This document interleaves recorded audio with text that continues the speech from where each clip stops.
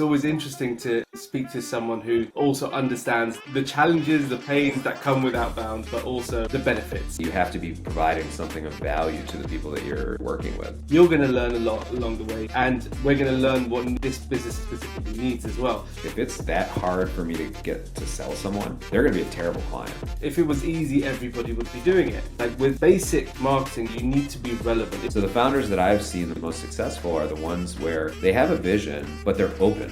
Everybody hates cold email until they get a cold email that hits on a problem that they have. Welcome to the podcast From Cold to Close. My name is Saeed and I'm the founder here at SRC Growth Partner, a growth company that works with professional services firms from around the world to help them increase their revenue and profitability by acquiring new clients. My guest today is Dom Capuccilli, serial entrepreneur and the managing partner of JJELLYFISH, one of the market leaders in go-to-market consulting for the startup community. Under Dom's watch, JJELLYFISH has embedded with over 300 B2B founders across the world to help them build a repeatable outbound sales motion for their business and achieve their goals. Funding, acquisition, profitability, you name it. Dom, welcome to the podcast. Thank you. Thank you for having me. No, I'm really interested in this. It's a topic I love. I love talking about sales and talking about outbound. We help so many of our clients with the outbound side of things. Professional services firms in general don't typically go down that direction. And so it's always interesting to speak to someone who also understands the challenges, the pains that come with outbound, but also the benefits. So I'm really looking forward to this conversation.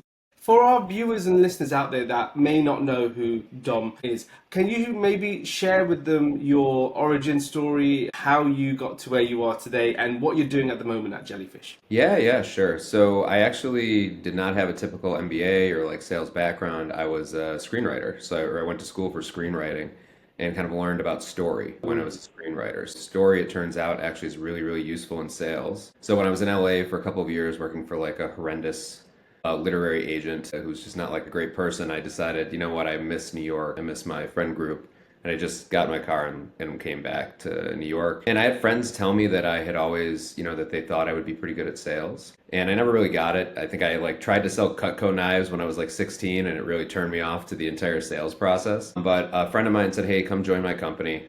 And let's see if we can do something. I joined a company that actually did knee walker rentals. Like they're like if people have a foot and ankle injury, the thing that you like get on. So we actually rented those at the time, which was an interesting business model. But I came in, I tried to build this entire strategy about why our knee walkers were better and whatever, and why it would work. And I realized after I started calling people and they hung up on me, I said, let me tell you about the greatness of our knee walkers, which is like a terrible sales thing to do. And then what I started to realize is that whenever someone bought a knee walker from us or rented a knee walker from us, they would tell the doctor that they had. They would mention the doctor. So I would call those offices up and I'd say, hey, Dave Smith actually rented a knee walker from us. Seems like people might need this. Would you want us to send someone? Like, oh, this is great. This is amazing. So then I just decided to do that for every foot and ankle surgeon in the country. And we tripled our sales in 6 months. And I said, okay, I might have something here. I might know what I'm doing. I started to learn about like it being problem focused. And then I got a job at ZocDoc, which was a startup, one of the early like health unicorn startups, and learned a ton about sales there, where we had 12%. It was like a boiler room situation, very aggressive. And we had like a 12% monthly attrition rate. And anybody who stayed, it was like survival of the fittest. So I actually learned from some really great salespeople that way. Figured out from there that I wanted to probably open my own company at some point. So I joined a startup and they were selling to the providers, there was a healthcare startup. They were selling to insurance companies and payers, and they wanted to go into the provider side. So I joined them and kind of built their provider business from scratch.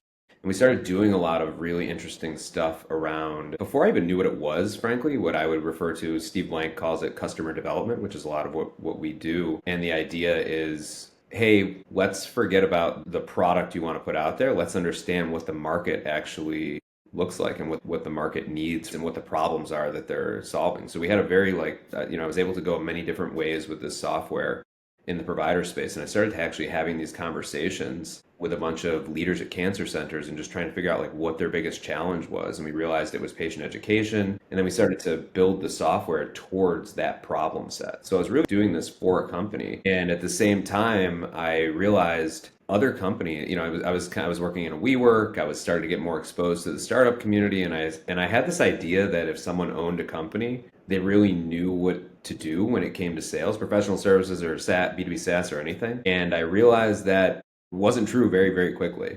And I talked to a friend of mine who ran a copywriting business, and I said, okay, I'll sit down with you for an hour and like, let's look at what you're doing. And maybe there's, I'm sure you're doing everything you are, but like maybe there's something that we missed. And she had a big deal with one department of LinkedIn, helping doing a bunch of their copy. And I just looked and I just said, hey, have you ever asked for an introduction to any other departments in LinkedIn? Like, it's a huge company. And she said no. And then she came back to me 2 weeks later. Was like, I just closed a $250,000 deal because I got introduced to this other side. And this is exactly what they needed. And I just kind of thought to myself, hey, I think there's a business here. So then I basically started the Clean Cell, which was my first company, and we were building playbooks essentially for founders. We were doing founder-led sales, and we started to build out, hey, here's what the strategy looks like, here's how you want to think about outreach, and just kind of building these really like beautiful documents that I realized everybody was really happy with. And then I would go back and talk to them 3 or 4 months later, and what I realized is they sat in a drawer. So, I think like any founder, I'm trying to, the only thing you can ultimately think of is what is the value that you're like, you can get by on good marketing and good sales and all that for a while, but ultimately you have to be providing something of value to the people that you're working with. So I've learned this through my own startup journey, or through my own journey starting a company.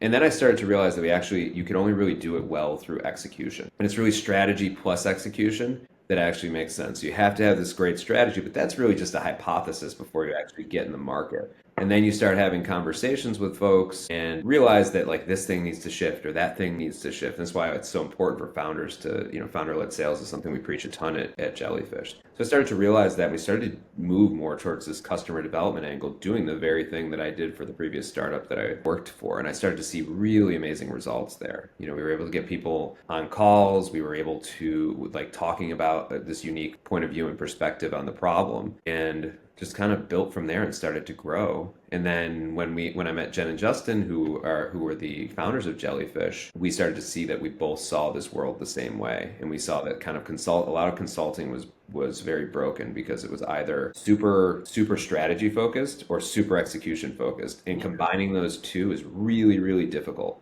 And that's really what we've set out to do at Jellyfish. So we ended up purchasing my previous company and been with Jellyfish ever since, and kind of running the consulting firm for them, helping startups to do the exact thing that I did, and then work through and get to that next stage. Wow. Very long-winded answer, but I thought it No. might be useful. I think it's a fantastic story, and you've touched on so many different parts of just education that you learn. It's a lifetime of education, and you've just put it into, what, 7 minutes or whatever it was. But Well, I thought I was long-winded. no, I thought it was great. I thought the fact that you started off with those clean and yeah, and you learned very early that pivoting is important in business, right? You went from a B2C to a B2B environment, and you saw sales go up. You went from going from customer to selling to the doctors that are providing it or whatever, and that changes to a B2B environment, and then you're like, okay, this works. And then you, again, learning business models from the story that you mentioned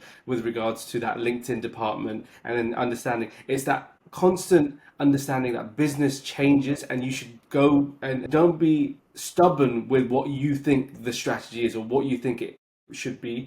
Go with what the market is saying. And that plays into what you said there. And what you do at Jellyfish now is you're practicing what you preach. You go to your customers and you tell them, look, like, you listen to your customers, understand exactly what it is, and there's more opportunities out there. So I think that's a really interesting story. And the fact that you were also acquired and going into Jellyfish as well is a story in itself. But tell us more about exactly what a client's journey looks like for Jellyfish. And you touched on that with regards to the execution and strategy, right? And merging that together. What does that look like when working with Jellyfish? Yeah, so if you think about a startup life cycle, the way that we break it down is really into 3 stages: feasibility, repeatability, scalability, right? So feasibility is, I have a startup, maybe I have a couple of customers, I have a great idea, I have a subject matter expertise, I have a unique perspective on a problem that's happening in the market. It's my job to go share that vision as a founder. And founder-led sales is critical there, but most of the time folks start out there and they have a network, maybe they get their first couple of customers, maybe they have a couple of design partners.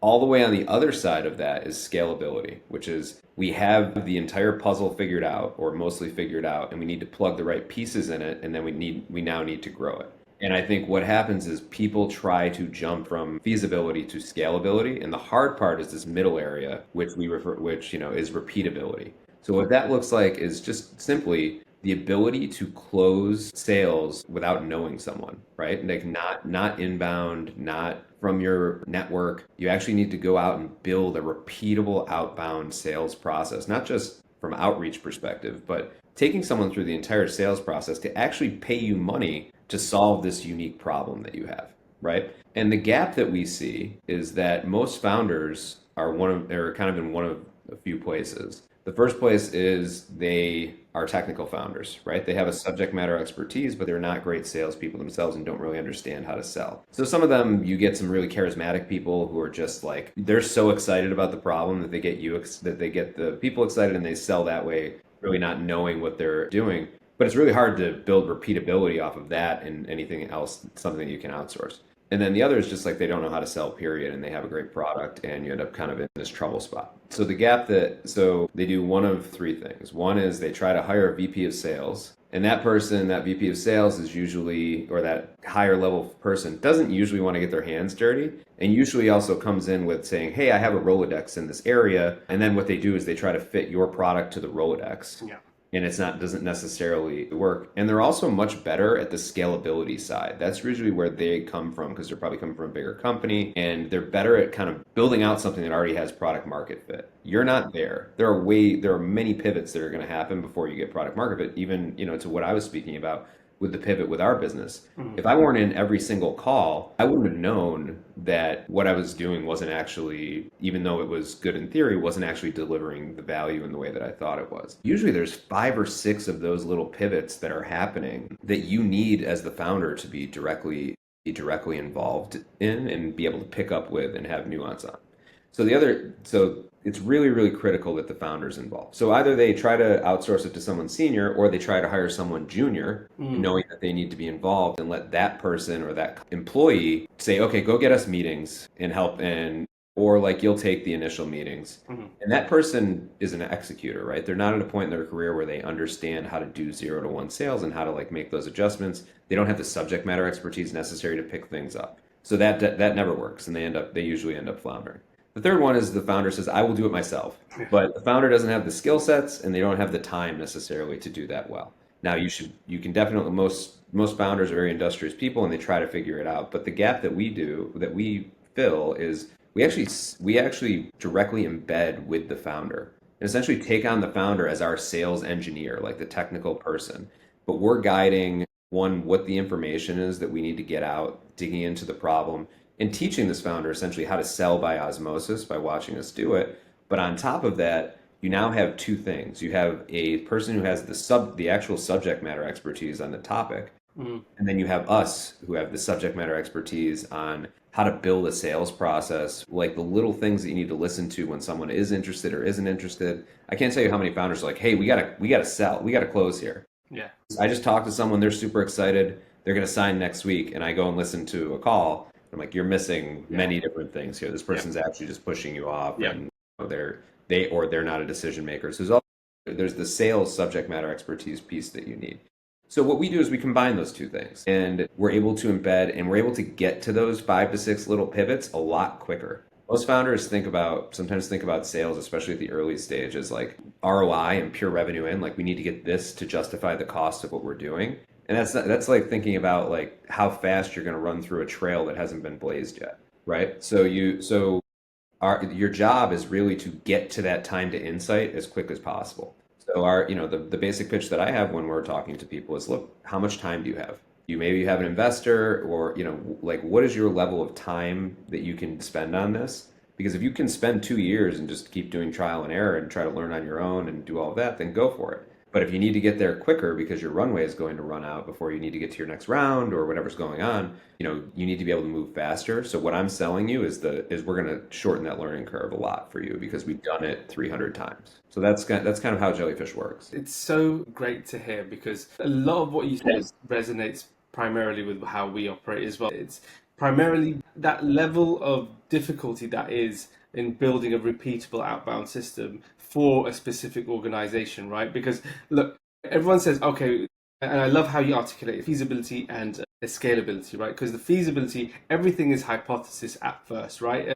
Everything is a strategy. Everything's like, okay, I understand the concept, and anyone can say concepts and sell a concept, right? But it's then going in and going, okay, how does this work for your business, right? How is this? How are we going to plug in a system and make this system work for your business? And then you could put in a pre-created system, but it might not work for that organization. And then you have to go, okay, well, what are the sales operations behind it in making sure that this works for you? And once you figure that bit out, and that is without a doubt one of the most challenging aspects for any organization to be able to do. Messy. So yeah, it's very messy. It's very messy. When people think that you're just going to come in and you're going to go, okay, well, that's it, just do this, and it's hey presto, it's done, and then you go into scalability and scalability mode. It's never that simple, right? And I've been in so many partnerships, so many engagements where we go in and we have, there's a lot of educating that needs to be done towards the founder and towards the team in understanding, okay, well, no, this is a process. This isn't going to happen overnight. You're going to learn along the way,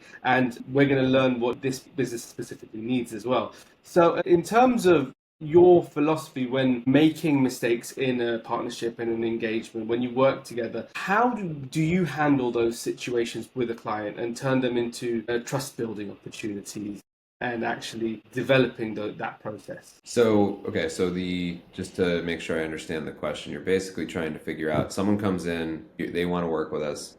We start speaking to them and they're kind of set in their ways and we have to re-educate them. Exactly. How do we actually go about doing it? Okay, so first thing I would do is exactly what I just did, which is repeat back, make sure I understand their perspective very clearly, where that perspective is coming from, right? And then I think you kind of have to have a conversation of saying, look, you hired us for our subject matter expertise, which is actually, this comes into play all the time. So many people, especially for a professional services firm, will hire a professional services firm for their expertise and then try to tell that professional services firm that their expertise is So not so accurate. true. So true. We try to on that, right? You can't be too defensive in that situation with a client, but generally what I'm trying to do is understand where their perspective is coming from and then align that with what we know to be true about the market and then let the data talk. I think that's the biggest piece. Like I had a client this morning, right, who came to us. We're sending out some more generalized messaging for them within LinkedIn because we've actually seen sometimes generalized messaging can be real. Not usually, you want to have like a pretty good perspective on the problem, but if you're a little bit more general about the ask that you're looking for, it can help to get some of those initial calls in the schedule because you're not being too prescriptive and then people are not taking themselves out of the conversation or disqualifying themselves. So we did this. We were able to, and the founder saw it and said, "Hey, I'm not sure. Like, I'm not sure. This feels general. Feels like whatever every other startup's doing." So I'm like, "Okay, great." So we have a conversation with. Now our job is to sit down, have a conversation with them, and say, "Hey, what's the goal that we want to get to? We want to get to here. Here's what we've actually seen work. This is the reason, we weren't doing this because we're lazy. We're doing this because this is what we've seen work in other cases. And especially at the beginning, it helps to maybe get some of these conversations on so then we can better perfect the messaging of what we're trying to do. Now, look, if you don't want us to do that, that's okay. But that is a choice. I want us to all be like aware of the stakes and the conscious choice that we're making here. My proposal would be let's run some really specific messaging, let's run some more generalized messaging, and let's just see what works. Let's run those two against each other and see what we have the best results with because I don't care. What I care about is results. I'm not sort of philosophy, and it's all changing with regard to outbound, especially around what's working, what's not. I'm learning things from people who most people in my position would never listen to because those are the people on the front lines that are learning what's working. So, I think being collaborative with the client or like aligning on the goal, being collaborative with the client, and then outlining something that's somewhat objective and measurable to move forward with, to me is always the best philosophy. I think your example was fantastic. The example of having generic, for example, LinkedIn, putting something out generic because it's essentially top of funnel opportunities to bring in a volume of calls and booked appointments, right? But a client it specifically will go, okay, well, that doesn't seem right compared to all the content that I see, the YouTube videos that I see. But you're paying, that's free content. You're paying someone to provide you expert advice, right? And so that client management aspect of things is without a doubt interesting to hear from your point of view and how you would handle it. And I think a lot of what you say resonates in the sense that you really need to be able to have frank conversations but in a collegiate way, right? And that's not an easy thing to do. He also might be right. Yeah, You know what I exactly. mean? He might be right. Like he is a subject matter expert Absolutely. there.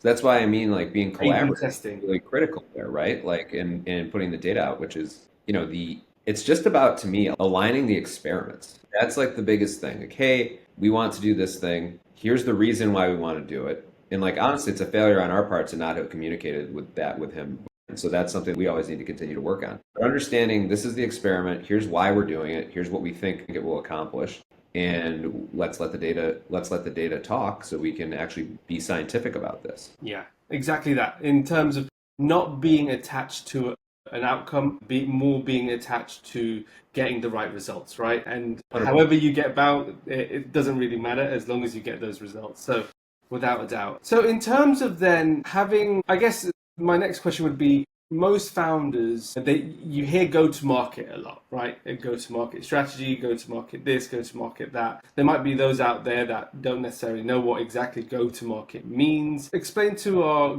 viewers and listeners what exactly a go to market strategy looks like. How would you implement something for them? Yeah, a go-to-market strategy, it's kind of an all-encompassing word. Sometimes I don't even know what it means when I'm saying it. So, when I think about a go-to-market strategy, what I think about is kind of the same thing around building that repeatable process that we talked about. But go-to-market is not just outbound, right? Outbound just gets you on the phone, right? So it's like you need to kind of build and validate. We talk a lot about validation and validate each of these steps, right? So if we have an ideal client profile, I come with them to a message saying, you know what, there is no good 0 to 1 sales talent out there. That's essentially our messaging. Our founder Jen speaks about that all the time. That's the message that she got a bunch of people on the phone with, right? And like you need 0 to 1 sales talent. You're the only person who can do it. There's nothing out there. We can help, right? And that's a way of looking at it. We validated that gets people excited or interested to talk on the phone because that's a problem. That's one step. So when we think about go to market is how do we get that person now interested in a conversation to understand that we are actually best positioned to solve this problem for them? What are like the assets that we need to have in order to move them through? What is the social proof that we need to have? How do we implement a sales cycle that's actually going to work? Like for us, depending on what we're selling, our sales cycle is usually anywhere from 3 to 6 weeks, right? And we kind of know exactly how to move someone through that because it's been tried and tested. And that's like go to market is not just the messaging that you use, it's the structure that you put in, it's the way that you think about a buying committee and who's involved in that buying committee, right? We talk a lot about like with our outreach, sometimes your entry point is not going to be the person who's actually the decision maker because your decision maker might be, and CISO, good luck getting a CISO on the phone initially at a large company. So you kind of have to go through and figure out, okay, what's our buying committee? What's the sales process itself? What's the content of that sales process? And for our outbound, who's the target? Who's the entry point? What's the medium and the channel mix that's actually going to get them to go? So when I think about go to market, it's the all encompassing version of getting from A to close. Like if you can, how do you do that and how do you build something? That's when you can start to think about scalability, building and validating a go-to market. And I think in terms of actually the best channel for outbound, what's your perspective on that? And there's obviously lots of things out there. It's email or not email anymore. It's LinkedIn. Not get Yeah, on the yeah. phones and do cold calling. There's so many different things that people could be doing. What would you recommend someone to start? Where do you think they should start with, and what is the best channel really to be able to? Yeah, it's a good question. But one, it's ever evolving, especially with artificial intelligence. I'm sure you and probably every one of your listeners is getting 50 emails per day that are, 25 of them are hitting your spam, 25 of them are not. So even if you have a great message, it's just harder to stand out than it used to be, and the different methodologies make sense. And there's an entire like email infrastructure technical side of this where what's kind of happening is there's a cat and mouse game that's happening between the email providers, Google and Microsoft and others, and the people who are sending outreach. And you're just they're tagging people as spam more and more because what's happening is it's gotten a lot easier to just spam the world. Which is why the vast majority of the things that are coming into your inbox are not hitting on a problem that matters for you. So the way that we think about it is one, if you everybody hates cold email until they get a cold email that hits on a problem that they have, myself included. I'm like, come on, will you guys stop? 100%. I'm saying, like, okay, this is actually a problem I have. I hop on a call immediately with that person because it's a problem I'm trying to solve, and they might have made that go well. So that message is really, really critical, right? And I think people get caught up on mediums. We're definitely seeing some different. I'll speak about that in a second. But I think before we even get to medium, I really think about targeting more than medium because the way that we've used AI that's been really beneficial for outreach is we're able to process qualitative information and make it quantifiable in a way that we couldn't before. So, we have anybody can go on Apollo, Zoom Info and say, I want to talk to CROs at companies from 500 to or 50 to 500 people, which is that those people are getting nailed constantly, right? So we go a little bit deeper than when we say, okay, let's start with that as the baseline TAM. But now 30 to 50% of those are going to be bad fit companies, and another 50 to 50% of those are going to be bad fit contacts. So what's the additional level that we can do to figure out who is the right people for us to be reaching out to? And we're going to get rid of 30, maybe 60% of those people initially. And then our team, when we actually are going through and building personalized messaging towards these folks, is going to do an additional scrape to get rid of another probably 20%. So now we've really taken like several cuts on the targeting to make sure that we're reaching out to the right people. That's going to help your deliverability because people are going to interact with your messages when they do see them. So I think that's a really big piece where we actually really focus on targeting and hitting the problem statement hard in a unique way that's going to get people interested. So I think that's a big piece of what we do. And then when you think about the channels, one channel doesn't really work anymore. I mean, there are a bunch of lead generation agencies out there that are just spamming everybody, and they're usually working with transactional, they're working with like solar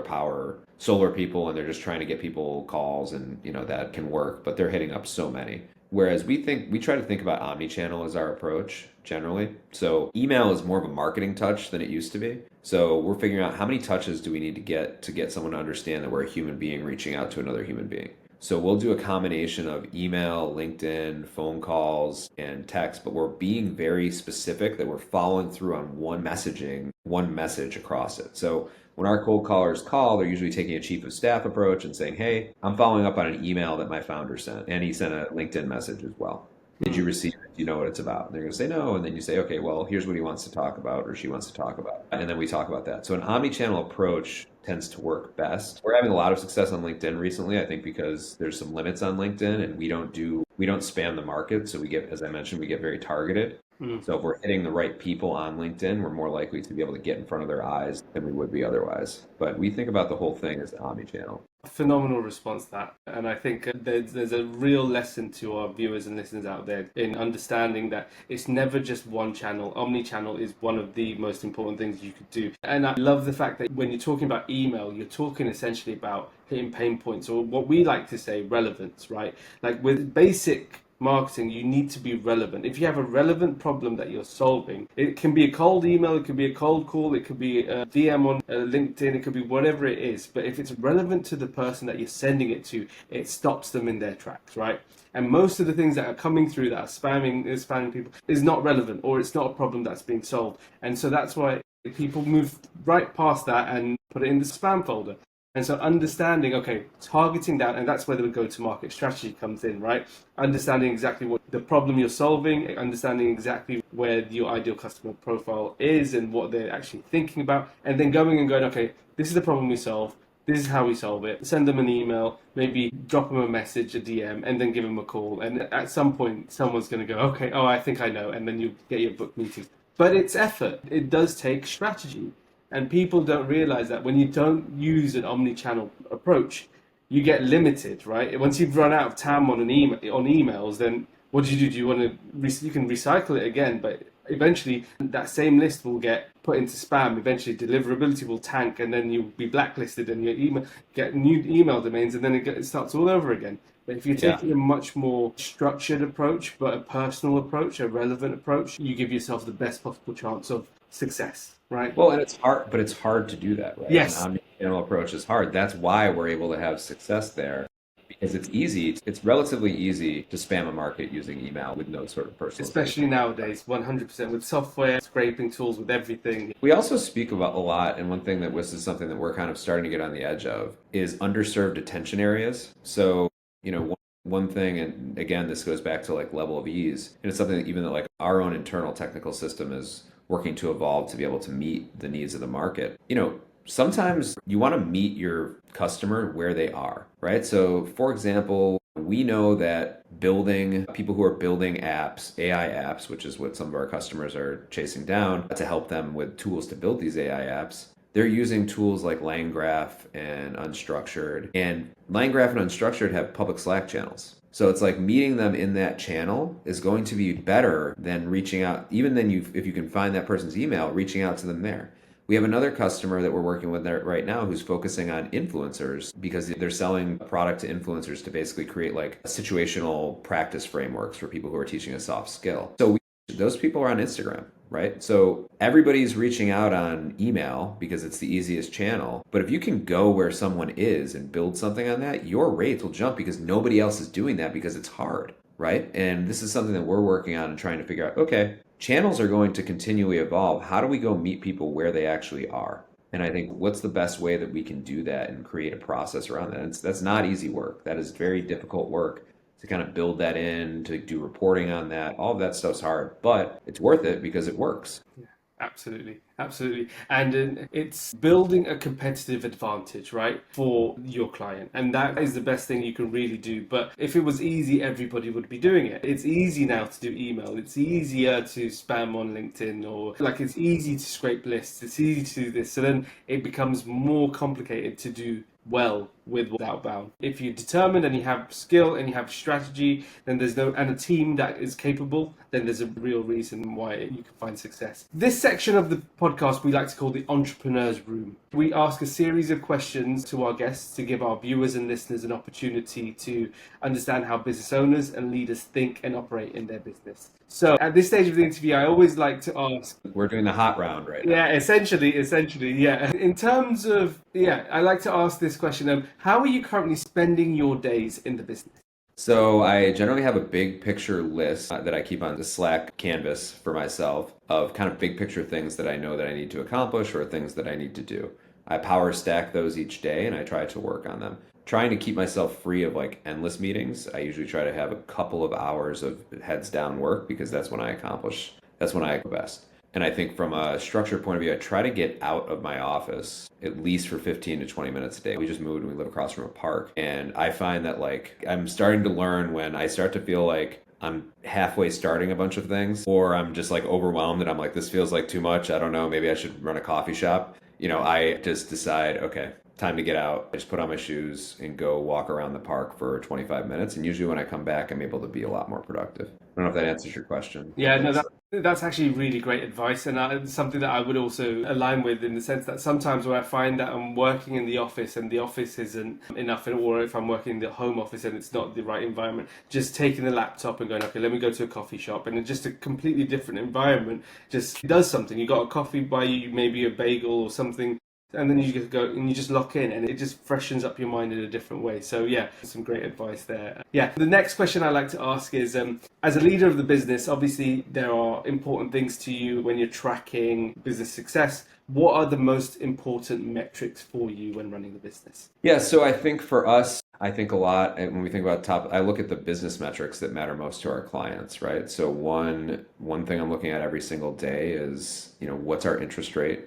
And then how many of the folks that we're getting interested on behalf of our clients are actually turning into meetings. And then I'm looking at like basic pipeline metrics for these folks, right? To figure out where people are getting stuck. I look a lot at email health as well. So we run a process where we're running inbox placement tests for all the stuff that we're doing every 2 weeks. And then we're cycling in and out burnt domains, so just making sure that we're giving ourselves the best possible email infrastructure to be successful. And then I'm always looking at, we have a dev side of our teams. My co-founder is very technical in nature. He's a systems integrator. He's our COO, and he is able to help. We're kind of looking at how do we continue to make this a more leveraged organization from a technical point of view, and kind of build an operations that are really AI enabled, which is where I think most companies and most businesses, especially professional services businesses, need to go. Even if they're not selling AI products, they're going to be AI enabled internally. So I'm looking at what our dev roadmap looks like, assessing that. And then, most of the rest of the day is like putting out fires that are coming in from our clients and making sure that they're happy. Sounds like the job of leader in a business, a standard approach. I always love to hear that. How are you currently growing the business? And obviously, with Outbound, you know what you're doing. You obviously help loads of your clients do the same thing. But what are the business development, sales, marketing activities you're currently doing to grow the business? Yeah, we're fortunate at Jellyfish that we have about 10 years of brand equity in this space, helping people out, and we're trusted among VCs and companies that are reaching out to us. So we actually think a lot about fit. When folks come in, myself, I have a conversation with them initially, and then our co-founder comes in and or our founder, Jen, comes in and has a conversation. And a lot of times we're kind of selling against ourselves in that situation because we want to make sure that we have the right fit, because we like to keep a lean team. We're trying to make sure that our processes are built and we're doing good stuff and moving the business forward. So right now it's about thinking about right fit. But obviously, we think a lot about applying. It's a bit meta for us, right? Because we can apply for our own outbound. That's something that we think about, and we can apply all of the same stuff that we've applied to our customers as well. So, we want to make sure it's not a cobbler's kids have no shoes situation for us. But we think about the exact same methods when we are ready to go there. But a lot for us is about like talent density too. Like the job that we do is not easy.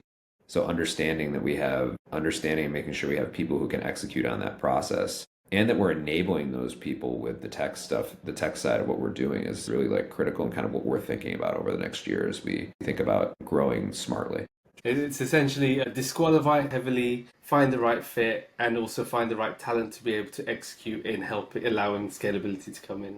One thing we talk about a lot, actually, or that I think about a lot is, and it's really played true, obviously 80-20 rule is a bit of a cliche at this point, but it does generally hold true. And one thing that we talk about is, if it's that hard for me to get to sell someone, they're going to be a terrible client. And I've had clients that we had a couple recently where, they're just pushing us. They're pushing us so hard on, like, for example, where are you going to be at the end of month one? And I said, anybody who tells you where we're going to be at the end of Yeah. month one doesn't know anything. Run a mile. I said, well, I'll tell you where we are when we get to month one. Hopefully, I think all I can promise you is that you'll see that we're like taking this seriously, and we'll run that way. And then, someone's like, okay, I'm going to give you a month. And I said to them, like, don't, like, because all we're going to do is set ourselves up for failure. Like, you're either in this thing with us or you're not. And those end up being the people that are really, from a client services perspective, it's like hard to say no to money, but you end up realizing that those people are taking up the majority of your time. You want people who like really, and this is where we've gotten to with Jellyfish, is we want people who are aligned from a values perspective about where we're headed. And those people have the most success, and those people are the best clients to work with as well. Without a doubt, you have to know when to say no to a client, right? And understanding, like, just because it's a cash flow, it might be good for cash flow in the short term. In the long term, it can actually bite you in the arse, right? As we would say. In terms of then, I'm sure you've been an entrepreneur, you're a serial entrepreneur, you business acquired, you're a business leader at the moment. You've got an incredible amount of experience behind you. What are the biggest lessons you could share with us today for the viewers and listeners? Well, one is, I don't believe that I have it all figured out, and I'm learning how to be a better leader every day myself. I think humility is probably the most critical thing that I see. My experience is great, but what I've actually probably learned a lot more from is working directly with the 300 founders that we've worked with. It's almost like I'm a therapist, because I get to, not only do they tell me their problems, but more so I get to see this cross section of society, and I get to see what makes someone work, or what makes it work, and when it doesn't work. And you start to see different archetypes that come out, and you see, like, for just a couple of, and then you see what works and what makes someone successful. So, you have the very prototypical, like, just type A founder who's like micromanaging the shit out of everyone in their organization, and then they try to micromanage you, and what ends up happening is they had the chutzpah to kind of get to this point, but they're not able to help other people believe and bring this vision to success because they're just criticizing them the whole time and they're jumping on it. It's not collaborative, right? And then you get another founder who's just so busy and all over the place that they can't get anything done. And then the entire organization starts to really emulate that. And you just start to get an organization that doesn't really know which way it's going. We've worked with those founders too. That's the type of founder where they keep complaining about something that's not working, but I can't get them on the phone to work through it with us because they're so busy and they're so all over the place. And that ends up being really challenging. And then you start to see these folks that there's folks that like, look, you have to have a good idea, but a good idea is just like the starting point. There's a lot of good ideas that have failed out there, but and the founder really is the business. Like, especially in a founder-led sales stage or the sales stage that we're at, the founder's vision, like culture, everything that goes top down, the organization emulates that. So the founders that I've seen be the most successful are the ones where they have a vision, but they're open. They're open to like what the market is telling them. They're open to what anybody is telling them. I was talking about this with my wife yesterday, where from an outbound perspective, everything's changing. Everything's moving around. She runs a marketing agency, so it's the same thing for her. And we see constantly that what worked 10 years ago or even 3 years ago is not working now. And if you're getting caught up fighting like the last war, you're in trouble. And I think people have an ego about who they will and won't listen to in that situation. And like, I'll listen to an SDR, I will listen to anybody and then figure out if there's value that we can take out of that. And that is what I see the best founders do. They're humble. It's not an ego thing. All they're committed to is driving the vision forward of the company and what's going to make that most successful. So, if I think about, and then bigger picture, I guess that's pretty big picture, but the biggest thing that I see or that I try to emulate from the founders that we've seen be the most successful is everything that happens, right? I had that customer this morning who was upset about something that was going on. I try to look at that as, okay, here's a piece of data. Here's something that happened. What can we learn from that piece of data to make the overall system stronger? You do that enough and enough, that's how the best operators run, and eventually you'll get into a good place. The key is to like not drive yourself crazy on the way to get there and like have like panic when those things happen. It's just, okay, that's easier said than done. It's something I'm always working on. But to be able to say, okay, this happened, what can we learn from it? How do we move on? You do that enough times, you'll be heading in the right direction and you'll be open to the change. It's a constant optimization, right? Like constantly being open to feedback, being open to optimizations, and being open to change and pivoting and micro adjustments, right? And before you know it, you'll find yourself on the right path. So long as you give yourself enough of a runway to be able to go, okay, we got enough time to be able to correct, and you can course correct. But yeah, no, some great advice there. Yeah. Culturally, just the last point on this is culturally, that is huge for driving, for like within your company. That's how you get people to follow you, in my experience, is like being the person who's most open. And it's like, you know what? Like, we're all trying to move in this direction. I just happen to have the most on the line here. And like occasionally I have to make the decision because I have more on the line. But in general, you're being open, trying to figure it out. And like, that's how you get people like aligned and believing in a vision and people who want to work for you because they see that what you're committed to is not yourself. You're committed to the vision of doing this thing the best that we possibly can. And people get really, that's how in my experience, I've seen people, that's how you get teams that actually like are invested in what you're doing and the culture that you're building. Dom, I could listen to you all day talk about this type of stuff, but we're running out of time. So I like to end every single podcast with the same question. And that is, if you had a magic wand you could wave to solve one business problem, what would that be? Wow. I would say how to integrate new technology into what we're doing in a way that is step by step up basis versus overwhelming yourself with it. It's just a balancing act of like, how do you integrate the next thing that's going to help you without overdoing everything so you throw everything out to a mix? That's just, to me, that's the biggest balancing act. And I think like even for larger companies as well, especially for larger companies, like we're pretty nimble. You get a 500-person company and they're trying to integrate AI into their operations right now. It's a mess because there's so many things that are so cemented.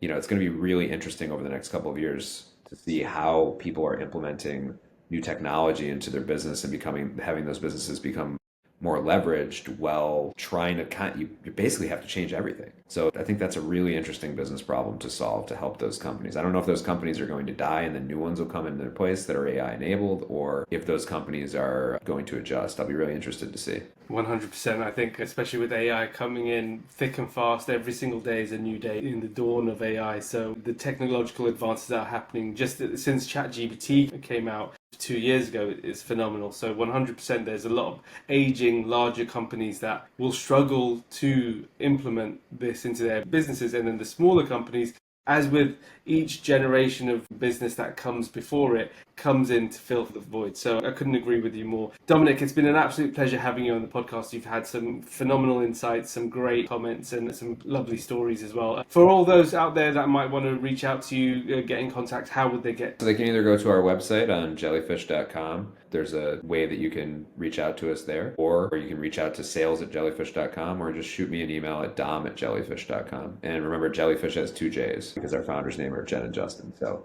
double J, Jellyfish. Perfect. We will put everything in the description of the podcast so that it's easy to contact. But again, Dominic, it's been an absolute pleasure. Thank you for joining us. Thanks for having me.